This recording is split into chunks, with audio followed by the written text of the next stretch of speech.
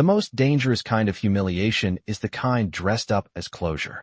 When Emily Harper saw Nathan Brooks' name light up her phone at 6:14 on a rainy Thursday evening, she almost ignored it. Almost. For 3 years, she had trained herself not to react to his name, not to replay old conversations in grocery store aisles, not to wonder whether the version of Nathan she first loved had ever actually existed. But the message was short. Closure. Dinner. One conversation. No drama. She stared at the screen longer than she wanted to admit. Her sister would have told her to delete it. Her best friend would have called it emotional bait. Rationally, Emily knew both of them were probably right. But closure has a way of sounding like medicine when you still carry invisible bruises from a past you pretend no longer matters. By 8:05 p.m., Emily stepped out of a rideshare in front of a polished Manhattan restaurant with gold-lit windows and a doorman who looked like he belonged in an old movie. She adjusted the sleeve of her navy coat, checked her reflection in the glass, and reminded herself of one thing. One conversation, then gone. Nathan had chosen the place. Of course he had. He always liked expensive rooms because expensive rooms made ordinary people feel smaller.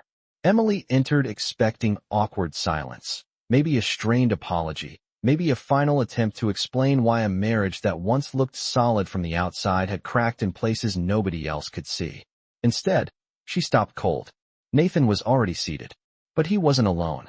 Across from him sat a woman who looked maybe late 20s, polished, glossy, effortlessly styled in the kind of way that suggested either excellent taste or expensive guidance.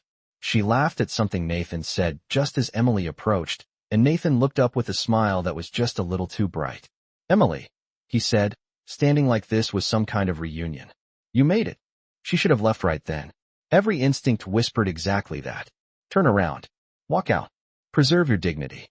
But then Nathan moved with that old social confidence of his, waving a hand toward the empty chair.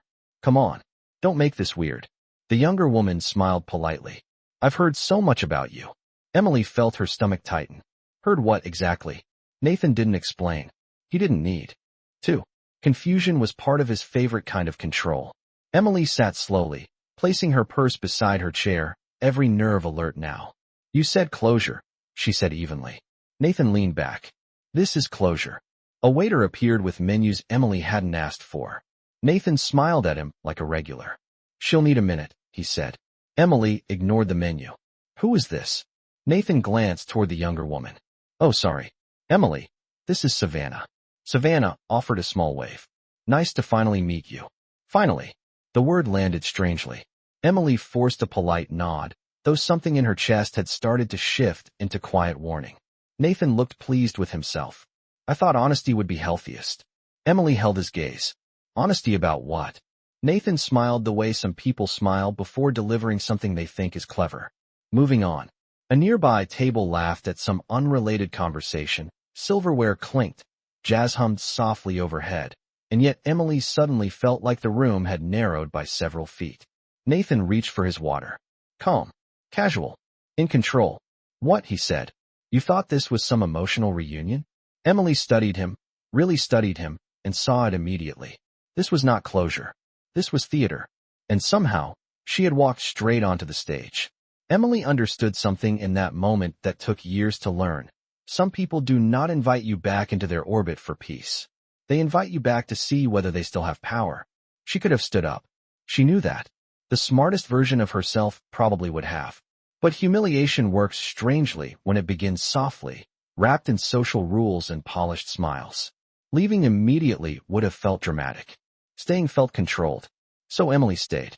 Nathan picked up his menu and acted as though this arrangement made perfect sense. "You still overthink everything," he said lightly. "Relax. It is dinner, not a congressional hearing." Savannah laughed politely, not cruelly, but with the uncertain rhythm of someone trying to match the room. Emily looked at her more carefully now. Savannah did not seem malicious. If anything, she looked slightly confused, like she had walked into a play halfway through and was trying to understand the script. "I was told this was private," Emily said. Nathan folded his menu. "It is private enough." "That is not what you said." "Emily," he said, lowering his voice into that familiar tone that used to make her question her own memory. "Do not start rewriting basic conversations." There it was. Clean. precise, barely noticeable to outsiders. Nathan had always preferred elegant forms of dismissal over obvious cruelty. The waiter returned, asking for drink orders. Nathan answered before Emily could speak. She used to order the cheapest white wine on the menu. Some habits probably survived divorce. He smiled as if he had delivered harmless nostalgia. The waiter gave the professional half-smile of someone trained never to react. Emily did not miss the flicker in his eyes, though. Nathan turned to Savannah. Emily was always practical. He said the word practical the way some people say disappointing. Savannah tucked a strand of hair behind her ear. That is not necessarily bad. Nathan shrugged. Depends how much fun you are trying to have. Emily breathed once, slowly. Why am I actually here? Nathan leaned back. I told you. Closure. No, Emily met his gaze. You told me one conversation. You did not mention an audience. Nathan spread his hands. Audience is a strong word. Emily glanced around. 2 men near the bar had looked over twice already. A couple at the neighboring table had clearly registered tension. Nothing dramatic. Just awareness. Nathan smiled in the exact way he used to before saying something calculated. Honestly, I thought this might be healthy. Savannah said unresolved relationships can create emotional baggage. Savannah's expression changed instantly. I did not say it like that. Nathan waved dismissively. Same concept. Emily almost felt sorry for her. Almost. So what is this? Emily asked. A performance review? Nathan laughed. There she is. Who? The version of you that thinks every uncomfortable moment is some manipulation. Emily held still. Nathan mistook stillness for weakness. He always had. The appetizers arrived, untouched. Nathan continued, warming into the role he had clearly prepared. Savannah and I have been talking about relationships, he said. How people stay in bad ones longer than they should. Emily said nothing. I told her our marriage was a master class in that. Savannah shifted in her seat. Nathan, what? He said with a grin. We are all adults. Emily noticed the phrase. We are all adults. People often say that right before behaving like the opposite. Nathan took a sip of water. To be fair, Emily had good qualities. He glanced at Savannah. Reliable. Organized. Great at remembering birthdays. Emily nearly laughed at the absurdity. Her marriage reduced to administrative strengths. But, she asked. Nathan smiled. You said it, not me. Savannah did not laugh this time. This feels weird, she said softly. Nathan turned charm back on instantly. Only if we make it weird. Then he looked directly at Emily. You know, I used to wonder if divorce would crush you. Emily blinked once. Interesting thing to wonder. I am being honest. No, Emily said calmly. You are being performative. That landed. Nathan's smile tightened for half a second. Then he recovered. See? That tone. This is what I dealt with. He looked at Savannah as if inviting agreement. Everything becomes an accusation. Emily noticed the pattern now. He was not talking to her. He was using her. Nathan continued. I mean, look at us. I moved on. Life goes forward. Healthy people adapt. Emily folded her hands in her lap to keep from reacting visibly. And unhealthy people invite ex-spouses to stage dinners? Nathan laughed too loudly. A few heads turned. Staged, he said. That is dramatic. You selected the restaurant. Yes. You brought your date. Yes. You told me none of that. Correct. And somehow this is accidental? Savannah exhaled quietly, clearly regretting several life decisions at once. Nathan leaned forward. Emily, do you know what your problem always was? Emily said nothing. You assume intention behind everything. Because there usually was intention. Savannah looked down at her glass. Nathan smiled again, but colder now. You know what is fascinating? You still think your opinion carries the same weight. Emily tilted her head slightly. What does that mean? It means, Nathan said, lowering his voice, you are not my wife anymore. You do not get emotional veto power over my life. Emily stared at him, and for the first time that evening, something sharper settled inside her. Not hurt. Clarity. Then why am I here? She asked again. Nathan opened his mouth, but instead of answering directly, he shifted targets. Savannah was curious what my ex was actually like. Savannah looked horrified. I absolutely was not. Emily almost admired the honesty. Nathan ignored her. I said, why not let everyone meet? Mature people can handle that. Mature people. Another phrase people weaponize when asking others to tolerate disrespect. Emily became aware of the restaurant in fragments now. The low piano. Ice clinking. In glasses. Waitstaff moving in measured lines. Soft conversation all around them. And beneath it all, the strange electric feeling of a room beginning to notice. Nathan studied her face like he expected visible damage. Tears. Anger. An outburst. Something he could label instability. Emily gave him none of it, which seemed to irritate him more. You know, he said, I expected you to look different. Emily said nothing. Less, he gestured vaguely. Hopeful. Emily almost smiled. That was your expectation? I thought divorce might humble you. Savannah set down her fork. Nathan. Just his name. A warning. He ignored it. I am serious. Some people need reality checks. Emily looked directly at him. And you think that is what this is? Maybe. The waiter approached again, perhaps sensing tension, perhaps simply doing his job. Is everything all right here? Nathan answered instantly. Perfect. Emily glanced at the waiter, and something about his expression lingered a fraction longer than expected, as if he were trying to place her. Then he nodded and stepped away. Nathan smirked. See? Even strangers can tell you are making this uncomfortable. Emily watched the waiter disappear toward the back. Then, without changing expression, she reached into her purse, unlocked her phone beneath the table, and typed a short message no one else could see. Emily pressed send and slipped the phone back into her purse without changing expression. Nathan was still watching her, expecting some visible crack, some emotional leak he could point to and quietly validate everything he wanted Savannah and anyone half listening to believe. Instead, Emily picked up her water and took a measured sip. Nathan smiled in a way that suggested he thought he was winning. Texting for backup, he asked. That feels on brand. Emily set the glass down gently. You seem very interested in my behavior tonight. I am interested in honesty, Nathan said. Savannah gave him a look that clearly suggested she no longer believed that. You keep saying that, Emily replied. Because it is true. No, Emily said evenly. Because it sounds respectable. Nathan leaned back, crossing one leg over the other. Still dramatic. But something had shifted, almost imperceptibly. Not at the table. In the room. Emily noticed it first in the movement near the host's stand. A young hostess had glanced toward their table, then toward the back office. A moment later, she whispered something to another staff member.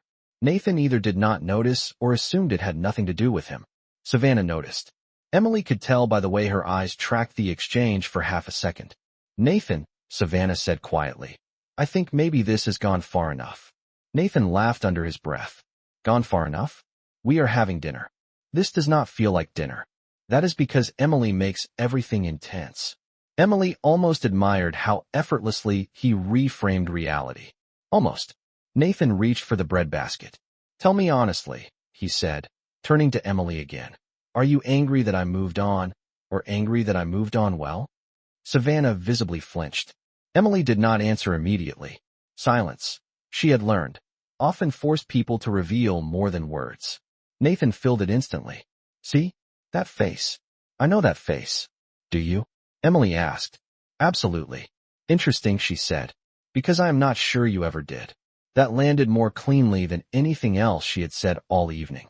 Nathan's expression shifted for a second, irritation slipping through the polished surface. Then footsteps approached. Not urgent. Controlled.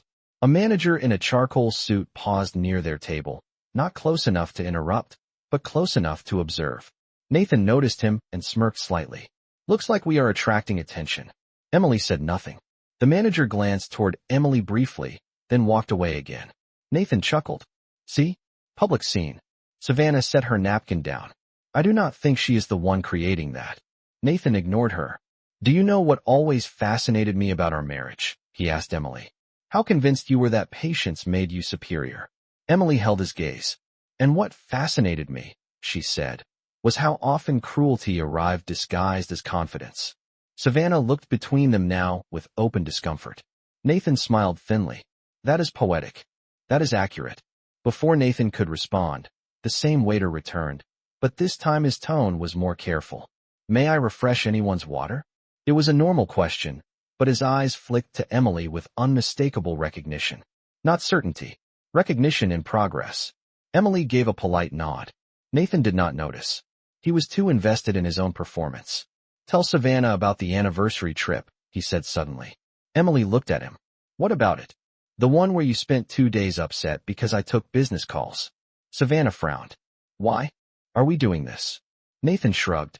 Context. Emily answered before he could continue shaping the story. He canceled dinner twice, missed the event we traveled for, and then said I was unreasonable for noticing. Nathan laughed loudly. Selective memory. Documented memory, Emily said. Savannah slowly sat back. Nathan looked annoyed now, not amused. You always needed to be right. No, Emily replied calmly. I needed basic respect. That silence between them lasted 2 seconds too long. Then Nathan leaned in slightly. You know what this really is? Emily waited. You cannot stand that I am happy.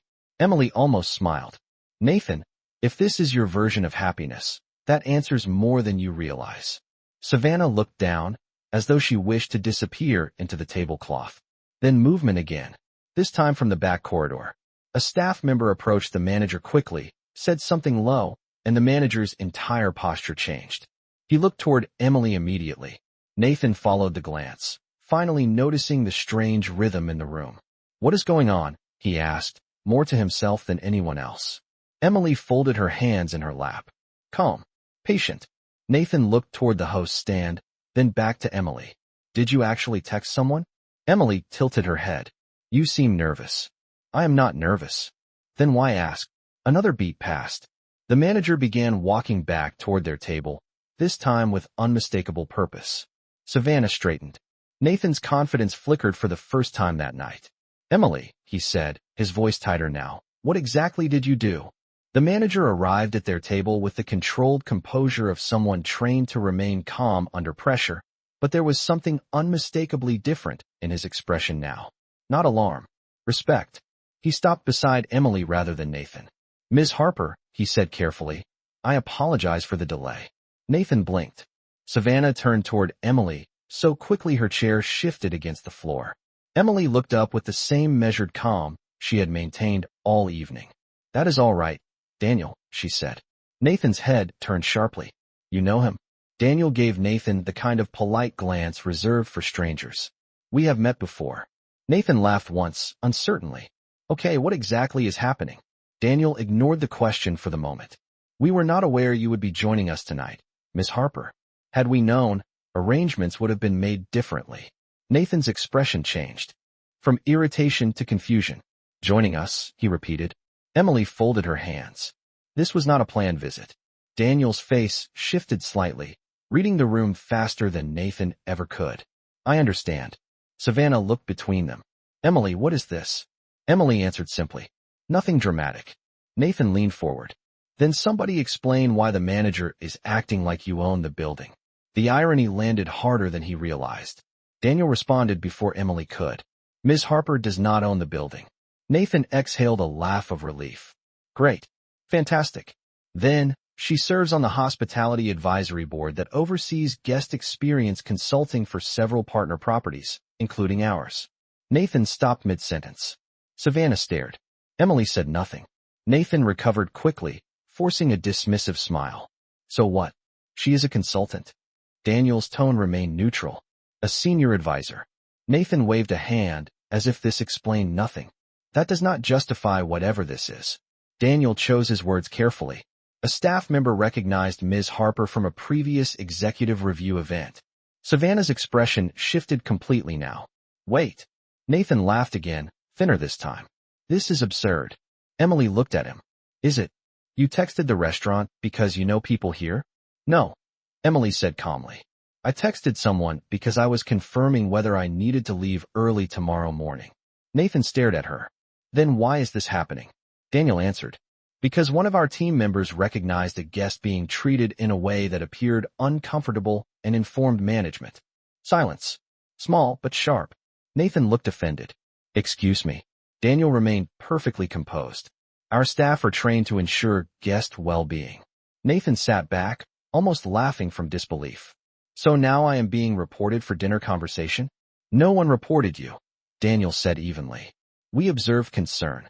Savannah looked deeply uncomfortable now, and for the first time, Nathan seemed to realize this situation was no longer following his script. This is ridiculous, he muttered. We are having a private conversation. Emily tilted her head. You said this was not an audience. Nathan ignored that. Daniel shifted slightly toward Emily. Would you prefer another table? Or transportation arranged? Nathan looked stunned. Transportation? Emily shook her head. Thank you, but no. Daniel nodded once. Of course. He paused, then added with quiet precision. If anything changes, please let us know.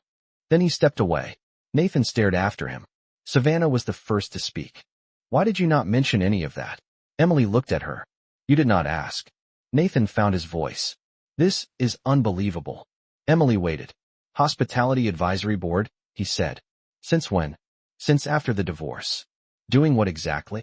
Work. Nathan scoffed. That tells me nothing. Emily's tone stayed level. It tells you enough. Nathan leaned back, regrouping. Emily recognized the expression instantly. He was recalculating. When direct control failed, Nathan often shifted into minimization. Okay, he said, forcing a laugh. Fine. Congratulations. You have a title. Savannah looked at him with growing disbelief. That is your response. What? Nathan said defensively. I am supposed to be impressed? Emily almost smiled. There it was. He still thought the point was status.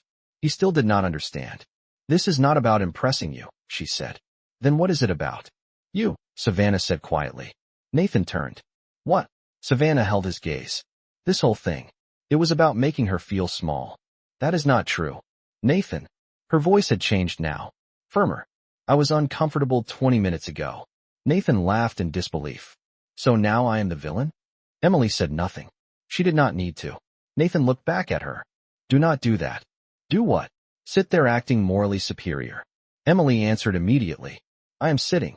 That silence hit harder than a speech. A couple at a nearby table pretended not to listen and failed completely. Nathan lowered his voice. You think because some manager recognized you, that changes what happened between us? Emily studied him. No good.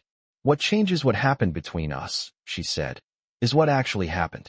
Nathan shook his head. Here we go. You invited me here under false pretenses. I invited you to dinner. You invited me to a staged interaction with your date. That is dramatic. You introduced a stranger who had apparently heard about me. Savannah immediately interjected. Not from me. Emily nodded slightly. Thank you. Nathan threw up his hands. This is insane. Emily continued without raising her voice. You made personal remarks. Reframed history. Tried to provoke a reaction. Nathan leaned forward. Because you always act like the victim. Savannah looked at him in open disbelief now. Nathan. What? Listen to yourself. No. You listen, Nathan snapped, then caught himself, smoothing his tone. You are getting a distorted version. Savannah stared at him. I have been sitting here the whole time. That landed visibly. Nathan shifted. You do not understand the context. Then explain the context, Savannah said. Why invite your ex-wife to dinner with me here? Nathan opened his mouth. Closed it. Tried again. I thought transparency was healthy. Savannah gave him a look that suggested the explanation had insulted her intelligence. Emily remained quiet, which somehow made the silence around Nathan feel louder. Nathan looked at Emily again. Say something. About what? About how impossible you were. Savannah's face changed. Seriously? Nathan pressed on. She made everything a problem. Emily answered softly. Nathan, you forgot our anniversary dinner while I sat alone for 90 minutes. I had work. You sent one text. I had responsibilities. You always had explanations. Savannah looked down at the table. Nathan's jaw tightened. And you always needed emotional ceremonies over every inconvenience. Emily almost laughed at the phrasing. Do you hear yourself? Savannah asked. Nathan looked cornered now, which made him sharper rather than quieter. What is this? He demanded. A coordinated takedown. Emily gave him a long look. You invited me. Another silence. Then Savannah asked the question that changed the room. Nathan, she said slowly, has this happened before? Nathan frowned. What? Publicly embarrassing someone to make yourself look better. Nathan laughed reflexively, but nobody joined him. That is ridiculous. Savannah did not break eye contact. Is it? Nathan looked at Emily as if she had orchestrated something elaborate, when in reality, he had simply run into the consequences of his own behavior. He exhaled sharply. I cannot believe this. Emily finally spoke with quiet clarity. The worst part is that you still think this is happening to you. For the first time that evening, Nathan had no immediate comeback. Not because he suddenly understood. People like Nathan rarely transform in a single conversation. But because the room had changed, and he could feel it. Not loudly. No dramatic confrontation. Just the subtle, unmistakable shift that happens when an audience stops seeing someone as charming and starts seeing them clearly. Nathan looked around as though he might find support in the faces nearby. He found polite avoidance instead. Savannah leaned back in her chair, no longer performing comfort. "Answer the question," she said. Nathan looked at her. "You are serious?" "Completely." He gave a short, incredulous laugh. "This is unbelievable." Savannah held steady. "Has this happened before?" Nathan gestured toward Emily. "You are really going to take her side?" Emily nearly corrected the wording, but Savannah did it first. "This is not about sides." Nathan scoffed. "That is exactly what this is." "No," Savannah said. "This is about whether the person I am sitting with deliberately invited his ex-wife here to embarrass her." Nathan ran a hand across his jaw. "That is not what happened." Emily finally spoke. "Then tell the truth." Nathan looked at her sharply. "You do not get to control the narrative." Emily met his stare. "You invited me specifically to do that." Savannah turned to Nathan. "Did you?" Nathan exhaled hard. "I thought an adult conversation would be possible." Emily tilted her head. "With surprise guests." "You are exaggerating." "Am I?" "Yes. You told me dinner for closure." "That is true." "You omitted critical details." "Because I knew you would not come." The sentence landed harder than he intended. Savannah blinked. Emily simply nodded once. "Thank you," she said. Nathan frowned. "For what?" "For finally being honest." Nathan immediately backtracked. "That is not what I meant." Emily gave a faint smile that held no warmth. "Of course." Savannah looked genuinely stunned now. "You knew she would not agree if she knew I would be here." Nathan shifted in his seat. "I thought if everyone just got in the same room." "No," Savannah interrupted. "That is not what you thought." Nathan opened his mouth. Closed it. Emily watched him with a kind of emotional distance she had earned the hard way. Years ago, this exact moment would have shattered her. She would have rushed to explain herself, over-clarify, manage his emotions, soften the room. But healing does something strange. One day you realize silence protects your dignity better than defense ever did. Savannah turned to Emily. "Did he always do this?" Nathan immediately laughed. "Here we go." Emily ignored him. "Do what?" Savannah answered quietly. "Create situations where you looked unreasonable." Nathan leaned back. "That is absurd." Emily considered the question carefully. "Not always publicly," she said. "But yes." Nathan's expression hardened. "Wow." Emily continued, her tone measured, not vindictive. "If he forgot something important, I was too sensitive. If I raised a concern, I was dramatic. If I stayed quiet, I was passive-aggressive. If I asked for clarity, I was controlling." Savannah stared at Nathan. He shook his head. "That is a gross distortion." Emily barely reacted. "I used to think if I explained myself better, things would improve." Nathan scoffed. "Because you loved speeches." "No," Emily said. "Because I thought communication solved problems." Savannah asked softly, "Did it?" Emily gave the smallest smile. "Not when the goal was confusion." Nathan laughed once. "That is so theatrical." Emily looked at him directly. "Nathan, you once told me my memory could not be trusted because I remembered a conversation differently than you did." "Because you did remember it differently. I had the text messages." Savannah slowly turned back toward Nathan. "Is that true?" Nathan threw up his hands. "Every couple argues." "That was not my question." He looked away. Emily did not pile on. She did not need to. The truth had a way of becoming louder when it was not oversold. Nathan tried another angle. "You are acting like I am some monster because of one awkward dinner." Emily answered calmly. "No. This dinner is just familiar." That landed. Savannah's expression changed again, softer now, but not toward Nathan. "Why did you come?" she asked Emily. It was the most sincere question anyone had asked all night. Emily paused. "Because I believed closure meant closure." Savannah nodded slowly, visibly embarrassed on behalf of a stranger she had met less than an hour earlier. Nathan seized the opening. "Exactly. She came voluntarily." Savannah turned sharply. "That does not help your case." Nathan laughed in frustration. "Unbelievable." "No," Savannah said. "What is unbelievable is that you thought this was normal." Nathan leaned forward. "You have known me for months." "Apparently not." He looked stung. "Good." Emily thought, then surprised herself with the thought. Not because she wanted revenge. Because accountability often looks painful to people who have avoided it. Nathan lowered his voice. Emily always does this. Does what? Savannah asked. Manipulates sympathy.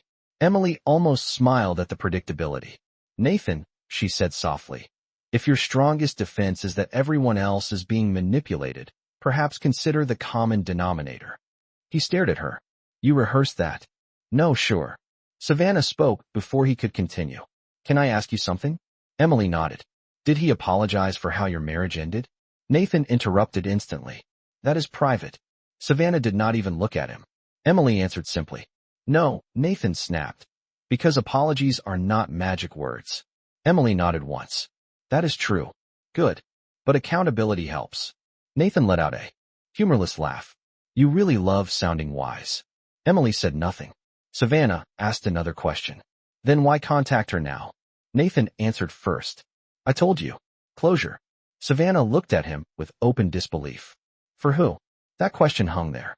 Nathan had no clean answer because there was not one. Emily watched the realization move across Savannah's face in real time. She was reconstructing the evening backward. The invitation. The setup. The strange comments. The repeated attempts to provoke reaction. The selective storytelling. Nathan sensed it too. This is getting ridiculous, he said. I am done being interrogated. Savannah folded her arms. You created this.